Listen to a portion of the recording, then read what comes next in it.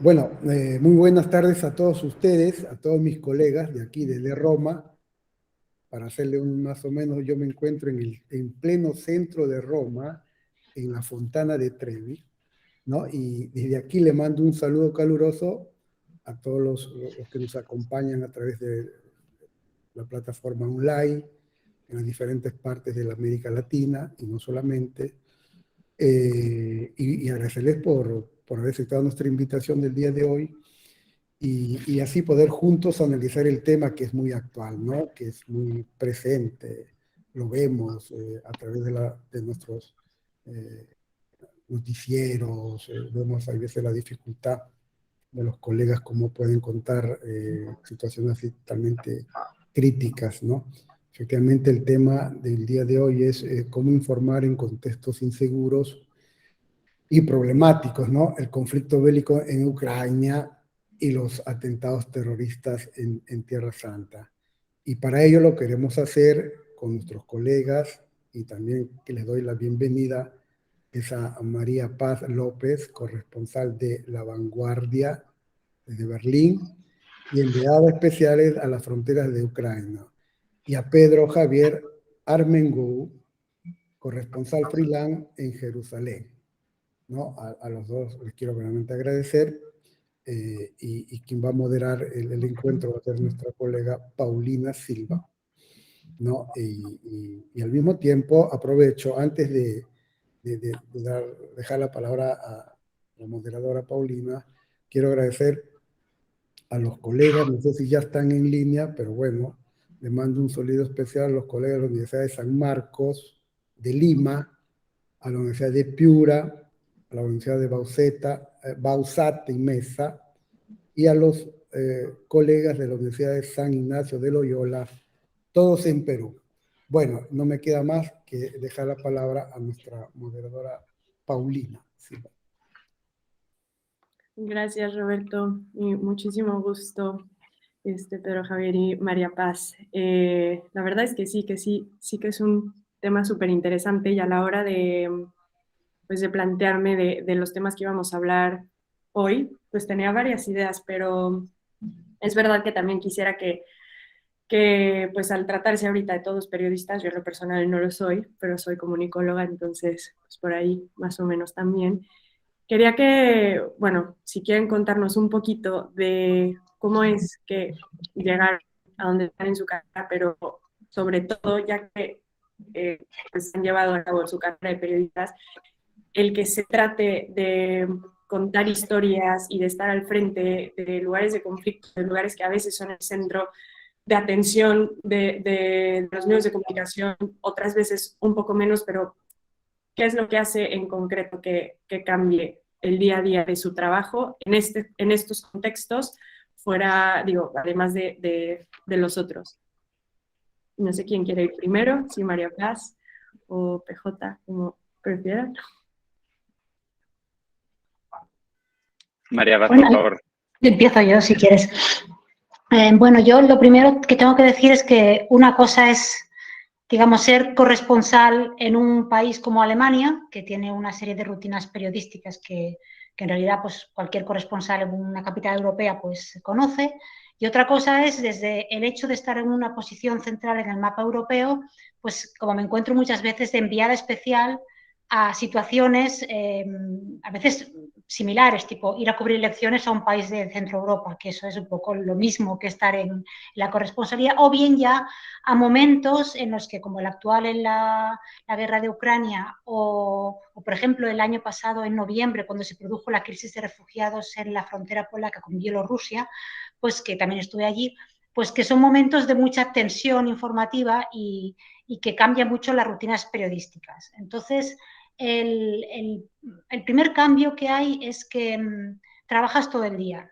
Vale, de acuerdo, cuando estás en la central también trabajas todo el día, pero tienes una rutina más organizada con pausas. En cambio, como estás desplazado, realmente de la mañana a la noche estás con los ojos abiertos, con hungry eyes, buscando qué es lo que vas a contar, en mi caso, al día siguiente, porque trabajo para un periódico. Entonces es una rutina de 24 horas. O sea, por la mañana ya temprano, un enviado especial tiene que madrugar, no se puede no madrugar, que madrugar, desayunar fuerte, bocadillo a la bolsa y botella de agua y entonces salir a mirar con los ojos abiertos. Eso lo primero. Luego, también quería decir que, por ejemplo, en mi caso llega un momento que tienes que parar porque tienes que escribir. Entonces, hacia las 5 de la tarde, las pesquisas, la búsqueda de las posibles entrevistas, o bien se suspenden, o bien, si son tan valiosas que es imposible renunciar a ellas, porque si en ese momento no la haces ya lo pierdes, entonces pues negocias con la central un poco más de margen para cerrar la crónica, o bueno, buscas alguna manera de solucionarlo. Quería también matizar, relativo a la cobertura ahora de Ucrania, que yo nunca he estado en una zona de peligro real. O sea, yo he estado básicamente en las fronteras de Polonia y de Hungría, momentos muy tensos, con mucha llegada de refugiados, aglomeraciones de gente, muchos nervios, gente exhausta y muy triste, muy asustada, que eso tiene unas características de cobertura especiales. Y entré en Ucrania, en el oeste de Ucrania, donde hay muy escaso peligro, para un reportaje sobre la retaguardia, en el cual pues también había tensión, pero no es comparable ni de lejos a la que están viviendo los compañeros que cubren el este de Ucrania, donde hay combate, ¿no? Entonces, yo la tensión que experimenté estuve en concreto en un lugar que se llama Chop, que es una ciudad cercana a la frontera con Hungría. Allí, pues la gente estaba tensa, intentabas grabar o sacar una foto y enseguida te venía un soldado a hacértela borrar o alguna persona a decir usted quién es, ¿no? Es esa situación de que ahí no va a haber un ataque ruso, pero está todo el mundo nervioso porque está en un contexto de guerra. Y tú como periodista pues tienes que intentar enterarte de las cosas, pero no interferir, no crear problemas propios y no meterte tú en problemas sin necesidad. Un último detalle que me parece importante en mi caso es que al ser un periódico, al ser prensa escrita, pues no te traiciona la tecnología, o sea, no necesitas ir con un micrófono enorme como las teles, que entonces hay gente que se enfada porque es una tele, o al revés, hay gente que le encanta porque quiere salir en la tele. Los que trabajamos en prensa, pues bueno, nos mimetizamos mejor con el entorno porque no sacas más como una libreta escondida, no sé qué, la sacas cuando crees que las personas están preparadas para saber que eres periodista y para atenderte y para participar en el reportaje y solamente si os saco el móvil para grabar sonido o imagen cuando ya, digamos, pues ya te has ganado un poco al entrevistado y te dice que sí o que no, pero por lo menos tú ya has hecho tu primer trabajo y eso la gente que cubre radio, que hace tele, pues lo tienen más complicado. Tienen otras ventajas, pero esa no la tienen. Y ya lo dejo porque quizá Pedro J. tenga algo que decir. Bueno, sí, no tengo mucho que decir en diferencia de lo que ha dicho María Paz, pero sí que en la experiencia que he tenido trabajando en zona de conflicto cuando estuve en Irak y ahora en Israel, Palestina, sí que es verdad la sensación de que cuando estás en el terreno, cuando es actualidad rabiosa y cuando el conflicto es el día a día, estás todo el día trabajando en ello. Creo que la diferencia por eso también es que Jerusalén es una corresponsalía que, pese a ser central para muchos medios, es una corresponsalía de conflicto hasta cierto punto. Lo que vivimos aquí en Tierra Santa no es una guerra abierta como la que hay en Ucrania. El ritmo de trabajo no es el que ha tenido María Paz en la frontera con Ucrania. Pero sí que la volatilidad es parecida en cierto sentido. Y más siendo freelance, que al final el freelance tiene que vender al minuto cada historia que sucede, siempre que sea relevante, evidentemente, y tiene que estar al día continuamente. También como Maripaz trabajo sobre todo para medios escritos, entonces también hay esos momentos de pausa, esos momentos de recapitular y recoger todo lo que se ha ido trabajando durante el día. Pero eso, quizás con un punto mixto entre una corresponsalía en la que todo está un poquito más arreglado, que puede haber, por supuesto, muchas sorpresas como es Berlín, Francia, París, Londres, pero en un contexto como es Jerusalén, que todo es todavía más volátil. Entonces, no es una situación de día a día de conflicto abierto de frente de guerra, ni mucho menos, pero sí que es una situación de una volatilidad muchísimo mayor. Entonces, en ese sentido, el corresponsal que trabaja en Jerusalén requiere de mucha flexibilidad y de estar atento a cualquier movimiento. Al mismo tiempo, cualquier movimiento aquí no tiene por qué ser interesante en Europa o en América Latina o en otros puntos del mundo, ¿no? También valorar si por ejemplo, esta mañana que aquí en la explanada de las Mezquitas, a escaso, pues no sé, kilómetros, 900 metros de mi casa, pues ha habido 40 heridos en choques entre la policía y los palestinos, pues si eso es relevante o no es relevante, ¿no? Pero ya desde el minuto 1 de la mañana estás informándote de qué es lo que ha sucedido y también preveyendo lo que puede pasar, pues igual que en cualquier otra corresponsalía, lo que puede pasar durante el día. Pues hoy es el último viernes de Ramadán y viendo la escalada que hemos tenido en los últimos días, pues todo apunta en que podría pasar alguna cosa y de hecho ya ha pasado esta mañana. Pues estas cosas también las tienes en cuenta y trabajas, digamos, al filo de la noticia, pero también pues con esos tiempos, ¿no? Mezclados entre la pausa de la corresponsalía fija y la excitación y la rapidez de estar en un lugar pues conflictivo, por definición.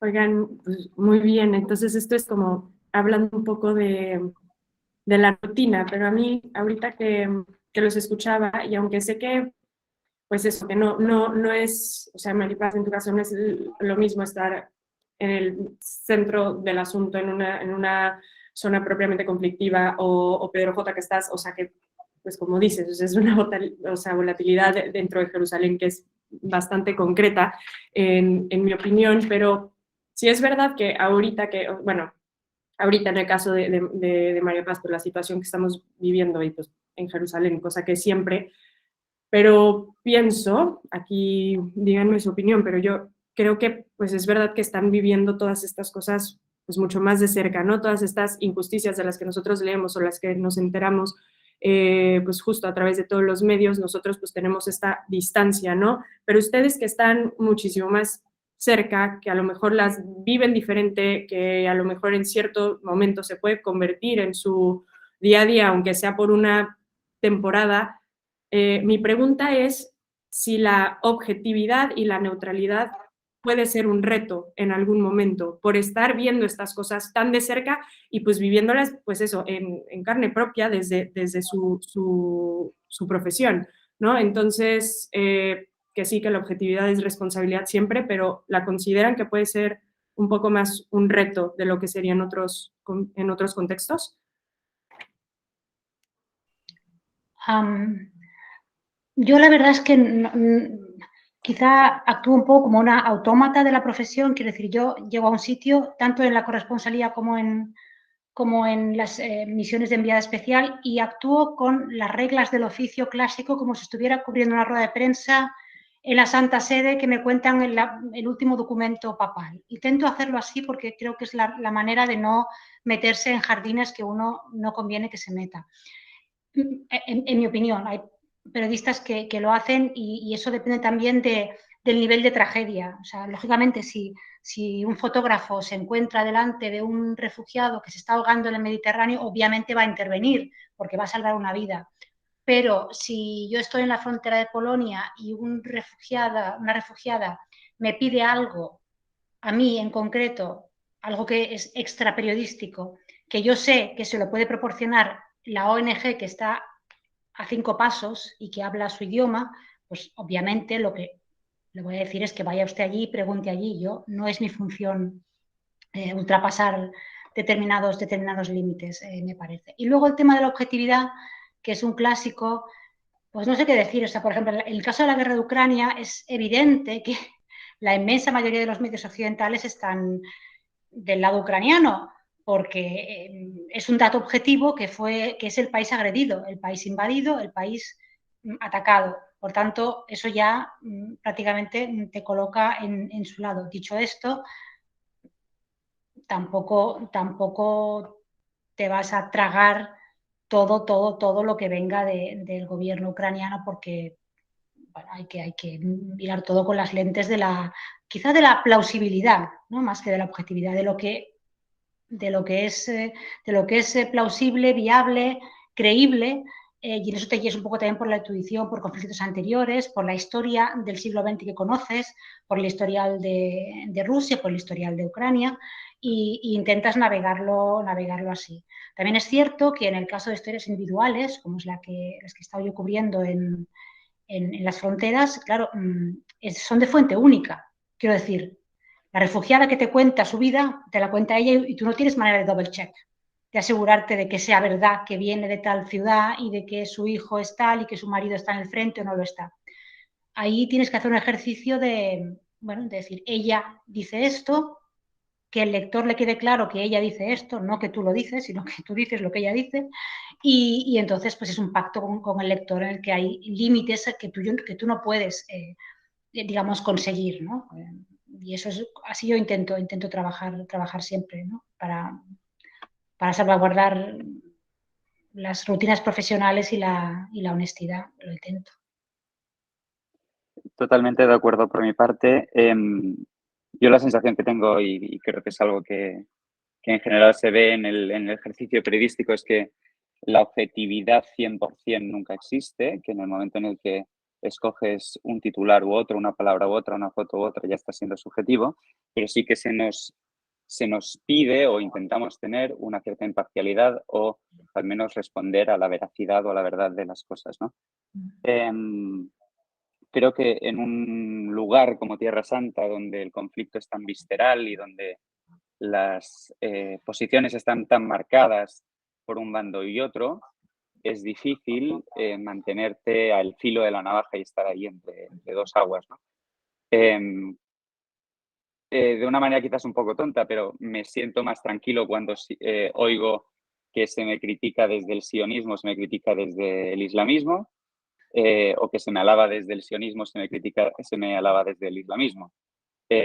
También, como decía Maripaz, es muy importante también poner en boca de cada uno lo que dice y un poco abstraer el yo del periodista de lo que uno explica. El entrecomillado en ese sentido en prensa nos salva mucho de muchas cosas.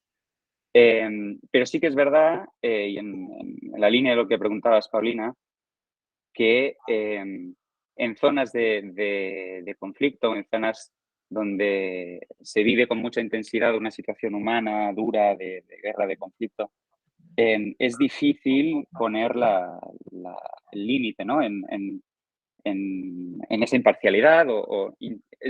A mí al menos me resulta difícil no empatizar con un palestino que tiene dificultades de movimiento, que no tiene una ciudadanía reconocida, que sufre una ocupación, que sufre mil y una casos de vejaciones, y tampoco puedo evitar ser empático con un israelí que el mismo día que el día antes de ir a un sitio a tomarse una copa, pues hubo un atentado en ese bar, o que conoce gente que ha sufrido atentados, o que tiene que esconderse en un búnker cuando hay cohetes desde Gaza, ¿no?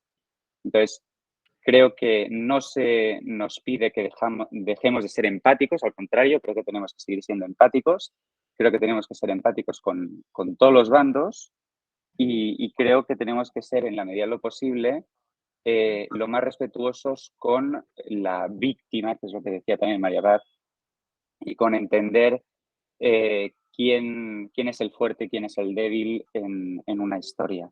Creo que en el caso de Israel a veces es difícil de ver, pero creo que sin llegar a extremismos se puede llegar a valorar perfectamente el sufrimiento del pueblo palestino y el sufrimiento de muchos israelíes, e intentar dar voz a ambas situaciones,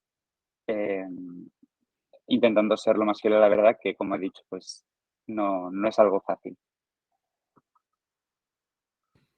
Ok, tengo justo unas dudas con lo que han dicho, pero Roberto Darrín, tienes una pregunta. No sé si Roberto Montoya las dejamos para el final o de una vez tomamos esta. Yo creo que de una vez. Yo diría sí, aprovechar, porque después María Paz también queda con el tiempo corto.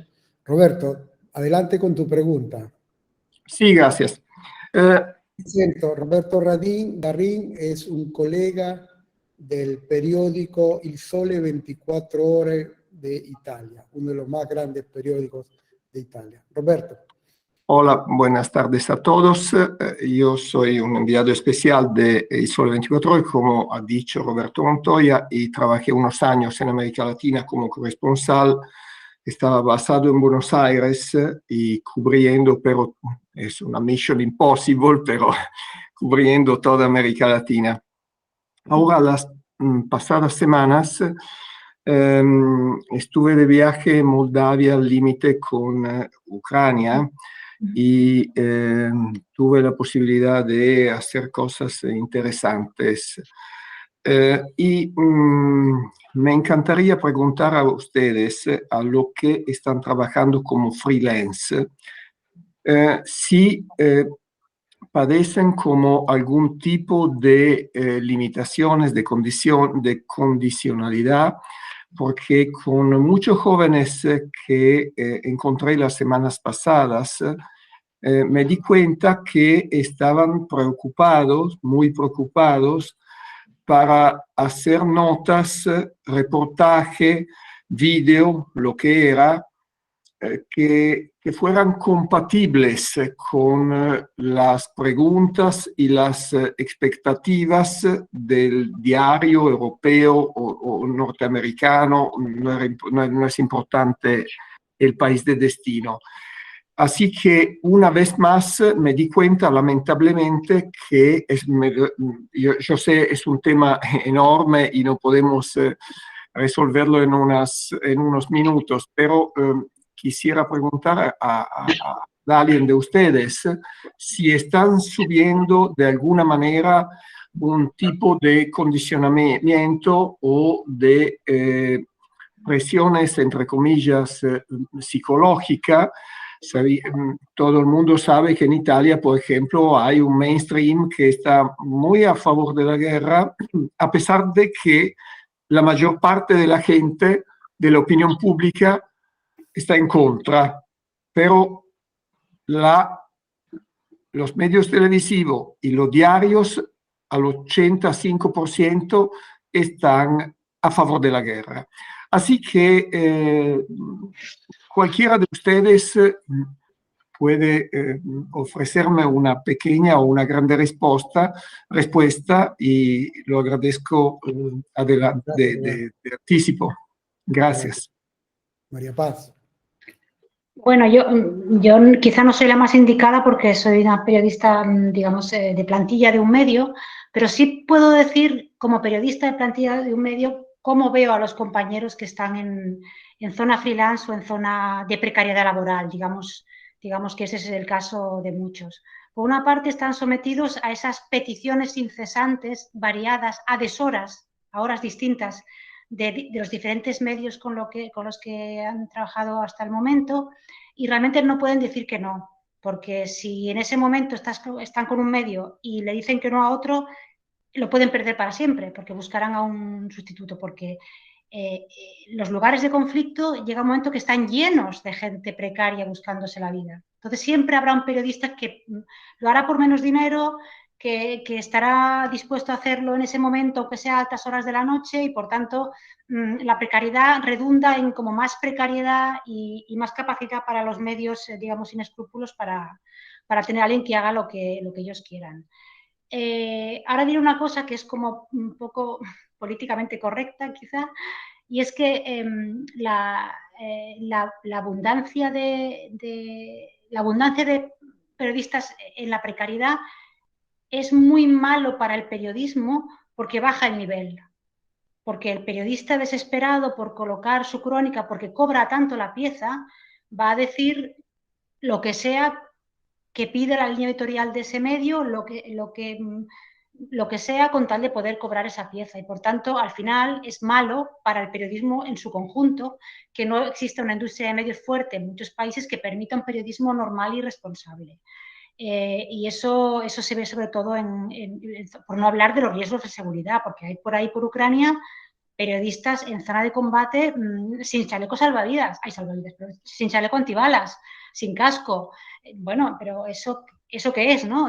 Pues porque no se lo pueden permitir y porque ningún medio les paga esa cobertura. Así que hay como esta doble cosa, ¿no? O sea, por una parte, yo siento mucha empatía con los colegas que viven en situación de precariedad y por otra parte me preocupo en general por el periodismo porque la abundancia de periodistas con ese perfil es malo para el periodismo y para ellos mismos, me parece. Estoy totalmente de acuerdo. Como freelance que soy, yo también tuve la oportunidad de irme a Ucrania y decidí no ir. Decidí no ir precisamente porque coincido con María Paz, porque coincido que había mucho periodista ya sobre el terreno, porque cuando se va a una zona de conflicto, y yo he estado en zonas de conflicto como en Irak durante la ofensiva de Estado Islámico, hay que pensárselo mucho, hay que ir preparado, hay que ir con contactos, hay que ir con material, hay que ir también sabiendo para quién vas a trabajar o en la medida de lo posible al menos algún medio con el que puedas vender alguna cosa, no puedes ir a lo loco. Ya incluso desde un punto de vista económico, no te puedes permitir ir a ver si alguien me compra algo desde el frente de guerra en Ucrania, ¿no? Y luego desde un punto de vista humano y vital, no puedes pretender sin experiencia previa en zonas de conflicto, sin material, sin soporte, sin nadie que sepa que estás en este sitio o en otro, sobrevivir en una zona de conflicto.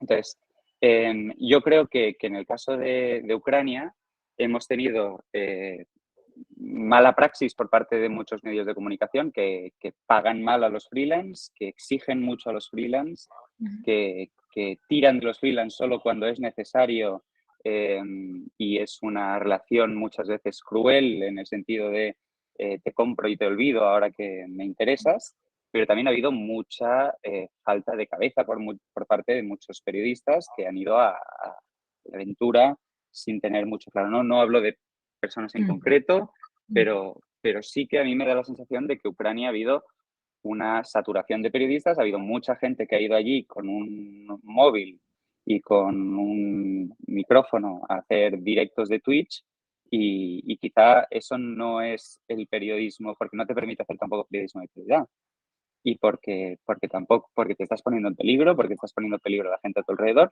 y porque, como dice María Paz, estás perjudicando a la profesión. Entonces yo, en mi caso al menos, ganas por irme a Ucrania las tenía todas. Es donde estaba la noticia, es una situación humanamente muy dura y muy interesante de explicar, pero ya había muchísimos compañeros con experiencia y con un gran bagaje y con mucha calidad periodística trabajando sobre el terreno y coincidía además que los medios con los que suelo colaborar ya tenían a gente sobre el terreno, de manera que por mucho que a mí me interesara, por mucho que a mí me gustara, sin preparación concreta, sin contactos concretos en el país, sin un soporte, sin un comprador, porque así es de triste la vida del freelance, no hablamos de medios, sino hablamos de clientes, no tenía ningún sentido irme a Ucrania. Dejadme que, por favor, puntualice una cosa que antes quizá, bueno, que no he dejado clara y que creo que es importante. Claro, los que trabajamos en un medio de plantilla y que con una planificación, claro, nosotros en cuanto estalló la guerra, esto era un jueves, recordaréis, un jueves por la mañana, claro, cada uno se activa y habla con su redacción central desde el punto de vista del lugar donde se encuentra, ¿no? Y yo, claro, como había cubierto ya digo, la crisis de Bielorrusia el año anterior y en su momento la crisis de refugiados de 2015 en Hungría y luego también en Alemania durante largo tiempo, pues tengo una cierta especialidad en cobertura de flujos migratorios, ¿no? En el centro de Europa. Ya enseguida vi que iba a empezar a llegar gente en horas a la frontera polaca escapando de la guerra. Pero claro, esa era mi aportación a la mesa central, pero la mesa central ya estaba pensando, lógicamente, quién enviamos a Ucrania. Y obviamente no podía ser yo, porque no tenía el perfil y porque un corresponsal no puede dejar la plaza vacía durante un mes. O sea, mis misiones han sido como especiales, de una semana, de 10 días. Para las misiones largas en Kiev y en Odessa y en la zona de conflicto, se ha enviado a periodistas de raza de Barcelona, que no dejan agujero, digamos, ¿no? Que se marcha, que han ido rotando. Places García Planas, Joaquín Luna, ahora Isabel Martí Chachás, Félix Flores, que se han ido rotando y que entonces pueden estar allí 3 semanas o 4, porque yo no puedo estar 4 semanas fuera de Alemania, porque aquí también pasan cosas. No puedes estar fuera tanto tiempo. Entonces, claro, ciertamente cuando un medio tiene una planificación y tiene unos alfiles que mover, pues es más fácil todo, ¿no? Realmente, que aprovechas más los recursos. Yo cuando fui a la frontera húngara y luego entré en Ucrania, fui a Hungría a cubrir las elecciones húngaras. Lo que pasa es que como es un país pequeño, decidimos ampliar la cobertura y ir también a la frontera para cubrir también desde ahí Ucrania. Por tanto, evidentemente, la relación entre un freelance y una persona de empresa de plantilla es abismal en cuanto a medios, y luego, a su vez, es abismal entre medios. Porque, claro, las condiciones en las que me muevo yo son muy individuales, ¿no? Los idiomas que yo hablo, que son varios y pueden ser útiles, pero, por ejemplo, no hablo ruso, con lo cual eso era un hándicap.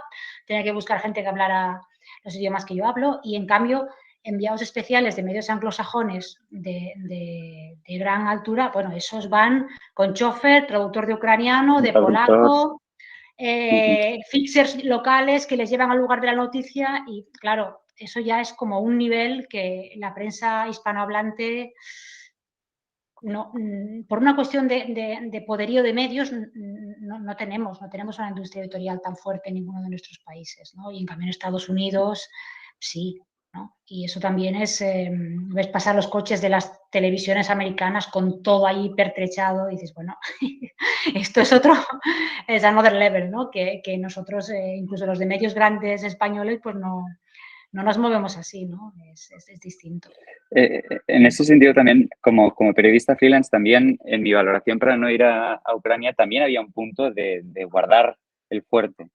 En el sentido, pues, de igual manera que había muchos periodistas en Ucrania, Próximo Oriente se ha vaciado muchísimo en los últimos años de corresponsales.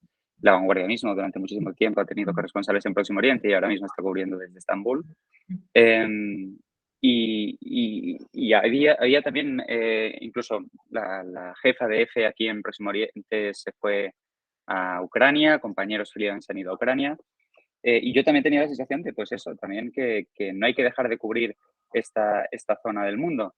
Que siguen pasando cosas, pese a que haya una guerra a las puertas de Europa que nos llama mucho la atención y que es algo que tenemos que cubrir y que es importante. Pero esta tierra también hay que seguirla tratando y hay que seguir hablando de ella. Y eso tiene también, pues, sus repercusiones como freelance, pues de bajada de ingresos, entre otras cosas. Quizás a mí me hubiera ido mejor irme a Ucrania económicamente, en cierto sentido.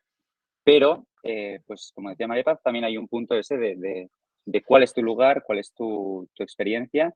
Yo, desde luego, me veo capaz de trabajar en zonas de conflicto, pero no sé si me veo capaz de trabajar en Ucrania concretamente en este momento de la guerra.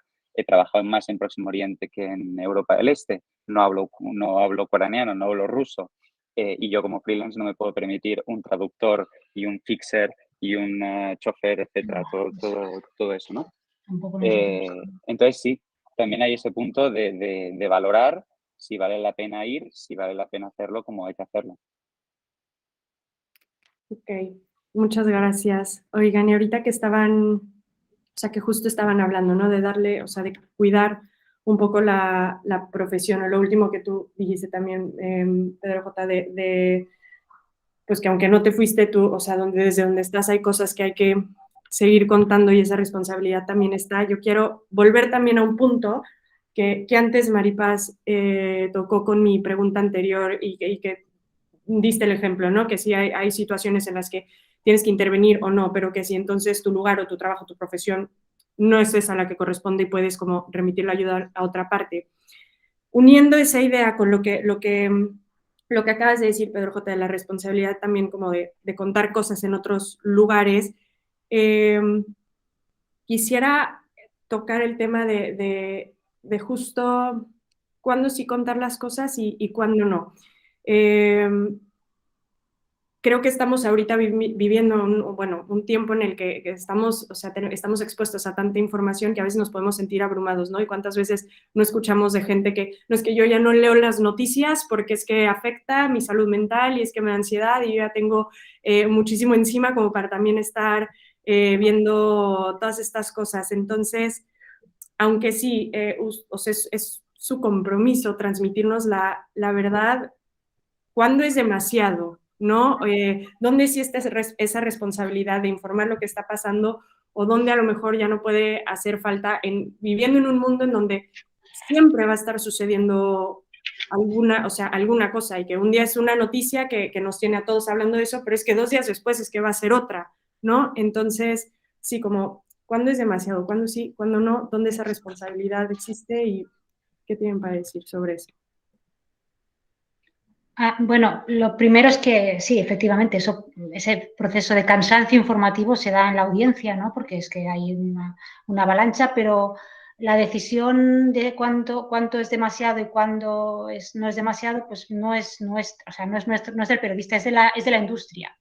Y esto es así, o sea, yo puedo decidir que no entrevisto a este o que no entrevisto a otro porque creo que esta historia es mejor que la otra. Puedo pensar en el enfoque, pero si a mí me han enviado con un coste económico mi empresa a la frontera polaca, yo he de hacer una historia diaria en papel.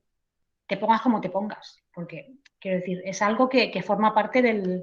Y no digamos un freelance que además necesita cobrar, ¿no? Entonces, por tanto, la responsabilidad en todo caso está en no escribir historias de tonterías, en no escoger frivolidades, en intentar ser responsable en el contenido, pero en la cantidad, en el flujo, eso está por encima del periodista individual y diría que incluso por encima del redactor jefe, que se supone que manda mucho, pero no tanto. Quizá ni del director, ¿no? del medio, porque estamos son empresas informativas y ahora mismo el interés, por ejemplo, por Ucrania, pues es global y por tanto tiene que ser satisfecho. Que ojo, lo es ahora, pero nadie dice que dentro de 3 meses, cuando la guerra esté básicamente solo concentrada en el este, vivamos un Donbass 2 en el que ya perdemos el interés, como ocurrió en el 2014. O sea que también estas cosas nunca se sabe, ¿no? Desde que hay mediciones de los clics, estamos a veces más al capricho de los gustos de la audiencia, así como si fuera una gran masa que del discernimiento periodístico clásico en el que vamos a ver qué es lo importante para estar informado, ¿no? Bueno, no sé si me fui del tema, pero eso es lo que quería decir. Yo en ese sentido me da la sensación de que, bueno, es una situación que es un pez que se muerde la cola, ¿no? Es el medio ofrece lo que el lector quiere y el lector pide lo que el medio le va a acabar ofreciendo y entonces, ¿de quién es culpa de que unas cosas se cubran y otras no? Pues quizás a partes iguales entre el medio y el lector. Si el lector estuviera súper mega interesado en las epidemias en el sudeste asiático o en la hambruna en África o en conflictos bélicos en el centro de África, pues tendríamos corresponsales allí. Hay un punto también de cercanía. Nos interesa más Ucrania porque los tenemos al lado que no Próximo Oriente o África porque están más lejos. Y el medio responde a eso, lo que decía María Paz también, pues la tiranía de los clics nos ha llevado también a que los medios ofrecen lo que la gente está pidiendo. Y yo creo que en el caso, por ejemplo, de Tierra Santa es paradigmático porque es un conflicto enquistado desde hace muchísimos años, más de 50 años, que es un conflicto muy visceral dentro y fuera de la Tierra Santa, pero es un conflicto que cada vez interesa menos también. Y es un conflicto que no nos llama la atención ya. Nos llama la atención cuando tenemos una guerra en Gaza y de repente Israel derrumba un edificio en el que está Al Jazeera y AP, pero no nos importa demasiado si hay un atentado en Tel Aviv o si hay 40 heridos en la zona de las mezquitas. Entonces, tenemos una responsabilidad compartida entre los lectores, espectadores y oyentes de los medios de comunicación y los medios de comunicación en sí. Ojalá llegara un momento en el que todos los ciudadanos del planeta estuviéramos interesados en la vida y en las dificultades y en las alegrías de nuestros hermanos y hermanas de África, de América Latina, de Asia, allá donde estén, ¿no? Pero hasta que eso suceda, pues viviremos en una situación en la que acabaremos ofreciendo pues lo que sea más rabiosa actualidad, lo que nos toque más de cerca, lo que sea objetivamente más interesante, y a eso nos dedicaremos. Pero igualmente, como responsabilidad personal, como periodistas, sí que intentamos trabajar pues aquellas historias que nos parecen humanamente más interesantes, políticamente más interesantes, geopolíticamente más interesantes, y hablando también para nuestro público. Al final, pues tanto María Paz como yo hablamos para el público catalán, español, pues qué es aquello que les puede interesar y qué es aquello que les llama. Y luego historias que evidentemente, humanamente, personalmente, nos parecen interesantes desde un punto de vista humano, ¿no? Vital, porque es importante explicar la historia de Abdul o de quien sea, ¿no? Pues sí, o sea, ahí es verdad, o sea, de alguna manera creo que hay que responder pues a la demanda, así por decirlo de alguna forma tal cual, de lo que la gente está leyendo. Pero entonces, en ese sentido, yo quería preguntarles rápidamente, y pasamos a las preguntas. Entonces, ¿cuál dirían que es entonces su rol en crear un cambio social positivo dentro de la relevancia de sus historias? Y aquí yo también quiero hacer un especial hincapié en el tema de la empatía, que hace rato tú, Pedro J., lo mencionaste, ¿no? Que hay que ser empáticos tanto con un bando como con el otro, y con la historia de uno como con la historia del otro. Entonces, sí, responder a lo que la gente, pues a lo que hoy es relevante, pero entonces con las cosas que son a lo mejor menos relevante, ¿cómo se aporta eso dentro del cambio que necesitamos tanto, ¿no? Como responsabilidad social?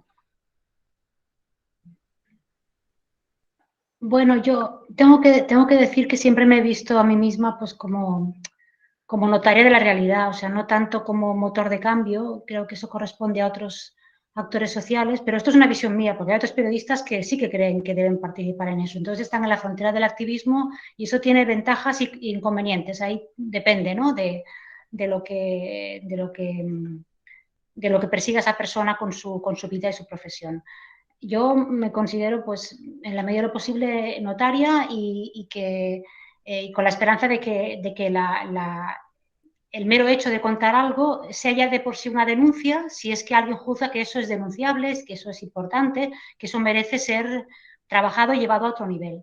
Pero no. Yo todavía vibro, yo vibro cuando encuentro algo que otros no han encontrado, otros periodistas, ¿sabes? O sea, estoy en ese nivel un poco quizá primario, pero es cuando me siento bien, pues mira, he encontrado esta buena historia, me he enterado de esto. Luego ya será procesada por el mundo de la manera que sea, pero en ese sentido, pues quizá pues es un poco lo que me mueve, y evidentemente siempre con las dosis de empatía necesarias. Mira, por ejemplo, anteayer, una historia que he publicado hoy, pero que la entrevista la hice anteayer a una concejal del Ayuntamiento de Mariupol que está refugiada en Polonia y que vino a Berlín está colaborando con un instituto para la documentación de crímenes de guerra, ¿no? Entonces le hice una entrevista y, bueno, contó cosas horribles que evidentemente todo entrecomillado y, bueno, pues imposible de, como decía antes, de confirmar por mi parte. O sea, es su testimonio, yo no tengo manera de ir a Mariupol a ver si eso es verdad, y ahí no hay tampoco periodistas, por tanto esa no es la cuestión, pero a mí, digamos, me produce satisfacción profesional haber dado voz a esta persona y que otros pues ya gestionen con eso lo que deban gestionar. Nunca he esperado a ir más allá y no creo que sea mi función desde mi punto de vista. Sí, por mi parte, creo que a mí me ha costado muchas veces saber diferenciar. Creo que nos pasa a todos, sobre todo en la juventud y cuando nos enamoramos de esta profesión, no caer en el activismo. Yo estoy de acuerdo con María Paz, creo que el activismo como periodista no es nuestra labor es explicar lo que sucede pero sí que creo que no puedo evitar y creo que no quiero evitar en cada vez que escribo algo, pensar en qué puede generar esa historia. No quiero ser yo, o sea, no debo ser yo el que ponga una holgaza de pan en un niño hambriento, o sí, pero en mi vida personal, ¿no? No en mi vida profesional. O no debo ser yo el que decida grandes situaciones geopolíticas, pero sí que creo que tenemos una responsabilidad para con los débiles, con las víctimas, con las situaciones injustas. Creo que siempre nos vamos a mover en una situación de incomodidad y dificultad porque no somos poseedores de la verdad, porque siempre estamos luchando por explicar una cosa con empatía, pero sin ser parcial, con imparcialidad, pero sin dejar de ser un punto subjetivo. Entonces, esas dificultades las vamos a tener y creo que se puede salvar un poquito esa situación cuando nos centramos en quién es el protagonista de nuestra historia y en qué quiere explicar el protagonista de nuestra historia y qué es lo que puede suscitar esa historia. Y ahí sí que podemos hacer un puntito de activismo sin ser activistas, ¿no? Ahí sí que podemos colaborar en cierta manera a un mundo mejor, siendo eso una palabra muy grande, una frase muy grandilocuente, que quizás se nos queda muy pequeños a nosotros, pero sí que podemos intentar colaborar de alguna manera. Perfecto. Muchas gracias. Tenemos una pregunta de Sergio Mora y si alguien más tiene una pregunta que vaya levantando la mano y las hacemos de una vez para terminar en tiempo. Entonces, Sergio, adelante. Hola, buenas tardes a todos. ¿Me escuchan bien, verdad? Sí. Uno de los problemas, digamos, es que lo que es conflicto es noticia. Cuanto más conflictiva, cuanto más contradictoria, más es noticia. Y ahí entramos un poco en lo que decía María Paz de a veces la necesidad, especialmente cuando alguno lanza una cosa en medio, el editor quiere que uno no se quede atrás. Entonces, si la noticia es que un soldado asesinó a un niño, que es una cosa tremenda y que es conflictiva, o un policía, peor todavía, que tendría que defender al niño, o un asistente social, peor todavía, o un cura, peor todavía, porque sería que más una monja, que sería que más noticia es. Y entonces el editor, si uno le dice, no, pero mira, esa no era la monja, era la portera, y entonces ahí entra el problema de que quien lanzó una cosa muy adelante, después, si los otros se quedan atrás, en cierto sentido, como que el editor ya no quiere saber contigo, porque, bueno, pues no estás dando la noticia que del otro. Y ahí entra un problema de profesionalidad bastante grave, y que no es fácil, especialmente si uno lanzó una noticia que parece realidad y entonces sacarla, desmintiéndola o bajándola como que ya en tu periódico no quieren saber mucho. ¿Cómo proponen gestionar esto? Bueno, eso es un poco el problema que ha traído a nuestras vidas la transformación digital, ¿no? Porque cuando antes era prensa escrita, pues había un margen, y aún también se cometen errores, pero bueno, había un margen de debate en las redacciones, pero ahora, claro, como todo lo lanza, todo va muy deprisa, pues no siempre a lo mejor el experto en ese área está de turno o los SEO dicen que como esa palabra clave va a funcionar muy bien, hay que lanzarlo porque así va a ser viral. Y entonces, claro, los responsables editoriales están ahí como que quieren una cosa y la otra a la vez, ¿no? O sea, es muy complicado. Es muy complicado. Mi experiencia es que, por fortuna para mí, rara vez me veo yo directamente envuelta en eso, porque he alcanzado por trayectoria, la capacidad de proteger mi firma. Que eso es al final lo que muchas veces salva que no pasen cosas peores. Y es que la gente se niega a firmar y entonces, ¿no? Si hay una noticia que corre y nadie quiere asumirla, porque varios compañeros con experiencia dicen esto me parece un poco raro, entonces, claro, eso, si lo pone una agencia, bueno, pues lo ha puesto la agencia y se puede lanzar a través de la web y poner Reuters o pone F, y luego si se ha equivocado Reuters, si se ha equivocado F, pues ya entramos en otra dimensión, ¿no? Pero tengo que decir que me he encontrado poco en eso porque cuando alguien ve... O sea, hay gente en las redacciones ahora que está encargada de ver cosas, ¿no? Gente que ve cosas, ¿no? Te llama y dice, he visto, ¿no? Bueno, vamos a ver qué has visto. Y entonces, si tienes la fortuna de tener ya una cierta trayectoria que te permite decir, bueno, pues lo que has visto, pues me parece que no es relevante para un medio como el nuestro, o simplemente yo no quiero hacerlo o no puedo hacerlo, pues entonces eso normalmente se para. Pero claro, no todos los medios tienen este privilegio. En ese sentido, me parece que el poder sobre nuestra firma es muy poderoso. O sea, realmente todos los buscadores de Internet han descubierto que los lectores, la gente, se fía más de noticias escritas firmadas con nombres de alguien, ¿no? Entonces, claro, en ese momento ya necesitas que alguien se preste a firmar eso. Si hay gente sin escrúpulos que firma cualquier cosa, pues ya es otra historia, ¿no? Pero ya es una manera también de protección, ¿no? Ahora, realmente es difícil porque la presión de los editores sobre tanto gente de plantilla como sobre gente, efectivamente, que es freelance, pues puede ser muy alta. Pero yo no sé si esto tiene solución global o tiene solución a los medios que pueden permitírselo. Me explico, ¿no? Depende un poco de las circunstancias de cada cual. No puedo decir más.